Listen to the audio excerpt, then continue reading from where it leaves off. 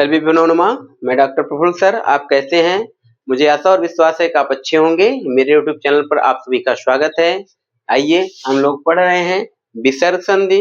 विसर्ग संधि में हमने आपको 6 भेद पर चर्चा कर चुके हैं। तो आज हम लोग पढ़ेंगे विसर्ग संधि का जो अंतिम सूत्र है। अंतिम सूत्र है आपका क्या है, देखिए, खर अवसानयोः खर अवसानयोः विसर्जनीयः। ठीक, सूत्र क्या हमारा है? खर, यहाँ रा हलन था, फिर अ जुड़ गया तो रा पूरा हो गया। अवसानयोः विसर्जनीयः। ठीक, आइए इसका पोस्टमार्टम करते हैं। पहले यहाँ लिखा है क्या? खर लिखा। खर क्या है? एक प्रत्याहार है। और यहाँ क्या लिखा है? अवसान शब्द लिखा था, अवसान। ठीक, उसके बाद यहाँ क्या लिखा था? यहाँ लिखा विसर्जनीय। विसर्जनीय शब्द था, तो खर, अवसान और विसर्जनीय शब्द था। ठीक, तो ये कहता क्या है सूत्र? देखिए, अभी तक हम लोग पढ़ रहे थे, उत्त संधि पढ़े थे, वो किया। ठीक, यहाँ जो रा होता है, रा करने वाला सूत्र क्या है? देखिए इसमें लिखा है कि रा के बाद, रा के पूर्व में आ था, रा के बाद में भी आ था, तो उसको रा का क्या कर देता था? ऊ कर देता था। ठीक, तो ऊ करने वाला सूत्र आपका था क्या? अतो रोरा प्लुतादा प्लुतेदा, ये। और इसके बाद आपको इस ऊ का फिर ओ हो जाता है। ठीक, आओ मिलकर ओ हो जाता है। ये आपका कहता है कि यदि रा जो है अवसान में हो, अवसान मतलब अंत में हो, रा अंत में हो, अवसान में हो। ठीक, अवसान मतलब अंत में हो, अंत में हो। रा आपके यदि अंत में हो, अथवा रा के बाद यदि क्या है? खर प्रत्याहार का वर्ण हो। क्या होगा? खर प्रत्याहार का वर्ण हो तो क्या करते हैं हम लोग? इस रा को विसर्ग कर देते हैं। रा यदि अंत में हो और उसके बाद यदि पद ना हो, अंत में हो, बाद में पद ना हो, क्या? पद ना हो। रा अंत में हो और बाद में पद ना हो, तो इस रा का हम लोग क्या कर देते थे? विसर्ग कर देते हैं। नंबर 1 नियम इसमें बताया। नंबर दूसरा नियम ये बताया कि रा के बाद यदि आपका खर प्रत्याहार का वर्ण मिल रहा है, तो इस रा को हम लोग क्या कर देंगे? विसर्ग कर देते हैं, फिर ये विसर्ग हो जाता है। आइए इसका उदाहरण देखते हैं।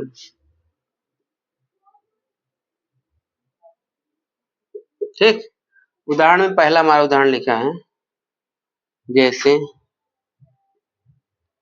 क्या लिखा है? पहला उदाहरण हमारा है इसमें, जैसे रामर। क्या लिखा है? रामर धन पठति लिखा है। क्या लिखा है? रामर धन पठति। ये देखिए, रा तो अवसान में तो है नहीं कि अंत में कुछ नहीं है, तो अंत में है। अंत में है तो आपको क्या? खर प्रत्याहार का वर्ण मिल रहा है। तो यदि खर प्रत्याहार का वर्ण हो तो यहाँ पर क्या है? ये पा जो है आपको खर प्रत्याहार का वर्ण है। खर प्रत्याहार कहाँ आता है? 11 से 13वें सूत्र तक आपके जो वर्ण होते हैं वो क्या कहलाते हैं? खर प्रत्याहार का वर्ण कहलाते हैं। तो यदि रा के बाद यदि क्या हो? खर प्रत्याहार का वर्ण हो, इस रा को हम लोग क्या कर देते हैं? विसर्ग कर देते हैं। तो रा का विसर्ग है तो रामः शब्द बन जाएगा पठति। ठीक, ये आपका क्या है? रामर धन पठति था, रा के बाद यदि आपको अक्षर प्रत्याहार का वर्ण हो, रा को हम विसर्ग कर देते हैं। आइए दूसरा देखते हैं उदाहरण। जैसे लिखा है रामर, ठीक। इसके बाद ये आपका क्या है, आगे कोई वर्ण ही नहीं है, ठीक। यहाँ पर क्या लिखा है, रामर, रा क्या है, एक अवसान में है। अवसान मतलब अंत में है। यदि रा आपके अंत में हो तो उस रा का हम क्या कर देते हैं, विसर्ग कर देते हैं। शब्द क्या बन जाएगा हमारा, रामः, क्या बन जाएगा, रामः। इसी तरह सजुर लिखा है, सजुर, ये भी आपके क्या है, रा जो है अंत में है, इस रा का क्या कर देंगे, विसर्ग कर देंगे। सजुर का स्थान क्या हो जाएगा, विसर्ग हो जाएगा। तो शब्द बन जाएगा हमारा सजुः, ठीक। तो ये तरह ये सूत्र आपको कहता है कि खर अवसानयोः विसर्जनीयः। ये क्या है, खर, खर प्रत्याहार का वर्ण यदि अवसान में हो, देखो यहाँ पर अवसान मतलब अंत में है, बाद में इसके बाद कोई पद नहीं है, तो इस विसर्ग को हम उषा को विसर्ग कर देते हैं, ठीक। ये सूत्र कहता है कि रब अवसान मतलब अंत में हो और बाद में पद ना हो, इस रा को हम विसर्ग कर देते हैं। दूसरा इसमें जुड़ा हुआ है कि रा के बाद यदि अवसान रा अवसान में ना हो, पर यदि खर प्रत्याहार का वर्ण हो, तब भी इस रा को हम विसर्ग कर देते हैं। यहाँ लिखा है रामर पठति, रा है, रा के बाद आपका क्या है, खर प्रत्याहार का वर्ण है, तो इस क्या करेंगे, इस रा को विसर्ग कर देंगे। इसी तरह रामर लिखा था, यहाँ आगे कोई पद नहीं था बाद में, इस रा को हम करो विसर्ग कर देंगे, ठीक, क्योंकि ये वाला सूत्र रा अवसान में हो अंत में। यहाँ सजुर लिखा, सजुर, यहाँ भी अवसान में है रा, तो इस रा को हम क्या कर देंगे, विसर्ग कर देंगे, ठीक। इस तरह से आपके ये पूरे संधि हो गए, ठीक। हम लोग कौन कौन से संधि पढ़े विसर्ग संधि में, पहला सूत्र हम लोग पढ़े थे विसर्जनीयस्य शा खरि चा। ये क्या कहता है, ये कहता है कि विसर्ग का शा हो जाता है यदि बाद में खर प्रत्याहार का वर्ण हो, ठीक। अगला सूत्र क्या कहता है, हमको लिखा है, क्या कहता है कि इसी के बाद आता है वाशर, वाशर सूत्र आता है।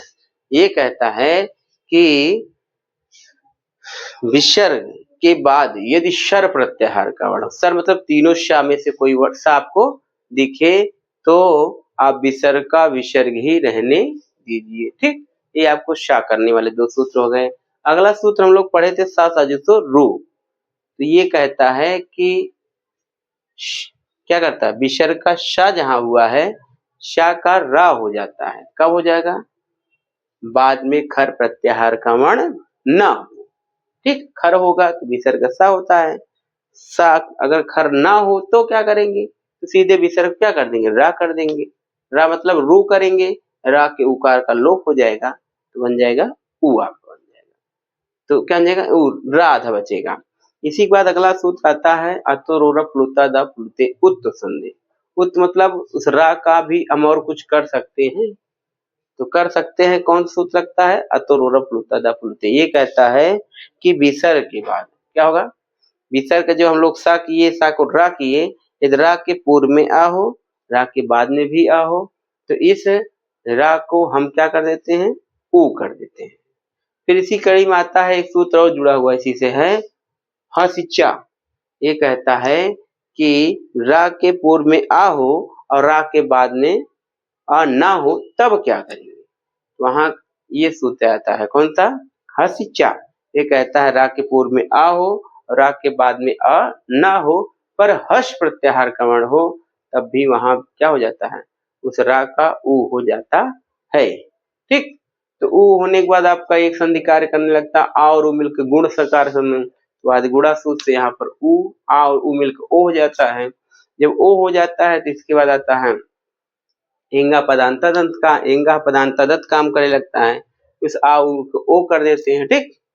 इसी तरह फिर और हमारा एक सूत्र हम लोग पढ़े थे कौन सा, रोड़ी सूत्र पढ़े थे। ये कहता है रा के पूर्व में रा हो तो उस रा का लोप कर देते हैं।